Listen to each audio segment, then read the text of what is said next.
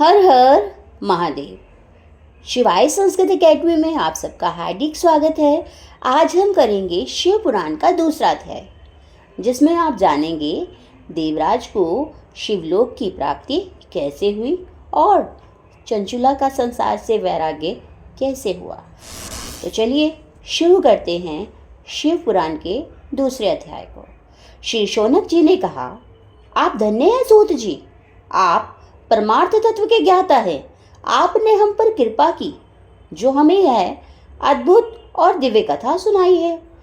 भूतल पर इस कथा के समान कल्याण का और कोई साधन नहीं है। आपकी कृपा से यह बात हमने समझ ली है। सूत जी, इस कथा के द्वारा कौन से पापी शुद्ध होते हैं, उन्हें कृपा पूर्वक बताकर इस जगत को कृतार्थ कीजिए। सूत जी बोले, मुने, जो मनुष्य पाप, दुराचार तथा काम, क्रोध, मद, लोभ में निरंतर डूबे रहते हैं, वे भी शिव पुराण पढ़ने अथवा सुनने से शुद्ध हो जाते हैं तथा उनके पापों का पूर्णता नाश हो जाता है। इस विषय में मैं तुम्हें कथा सुनाता हूँ। देवराज ब्राह्मण की कथा। बहुत पहले की बात है कि रातों के नगर में देवराज नाम का एक ब्राह्मण रहता था। वह ज्ञान में दुर्बल, गरीब, रस बेचने वाला तथा वैदिक धर्म से विमुख था।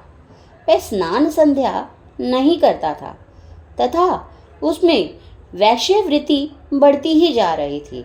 वह भक्तों को ठगता था। उसने अनेक मनुष्यों को मारकर उन सब का धन हड़प लिया था। उस पापी ने थोड़ा सा भी धन धर्म के काम में नहीं लगाया था। वह वेश्यागामी तथा आचार भ्रष्ट था। एक दिन वह घूमता हुआ दैवयोग से प्रतिष्ठानपुर जा पहुंचा। वहां उसने एक शिवालय देखा, जहां बहुत से साधु महात्मा एकत्र हुए थे। देवराज वहीं ठहर गया। वहां रात में उसे ज्वर आ गया, अर्थात बुखार आ गया और उसे बड़ी पीड़ा होने लगी। वहीं पर एक ब्राह्मण देवता शिव पुराण की कथा सुना रहे थे। ज्वर में पड़ा देवराज भी ब्राह्मण के मुख से शिव कथा को निरंतर सुनता रहता था। 1 मास बाद देवराज ज्वर से पीड़ित अवस्था में ही चल बसा। यमराज के दूत उसे बांधकर यमपुरी ले गए। तभी वहां शिवलोक से भगवान शिव के पार्षदगण आ गए।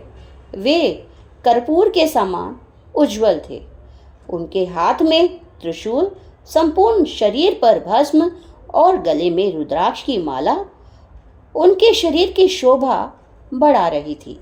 उन्होंने यमराज के दूतों को मार पीट कर देवराज को यमदूतों के चुंगल से छुड़ा लिया और वे उसे अपने अद्भुत विमान में बिठाकर जब कैलाश पर्वत पर ले जाने लगे तो यमपुरी में कोलाहल मच गया, जिसे सुनकर यमराज अपने भवन से बाहर आ गए।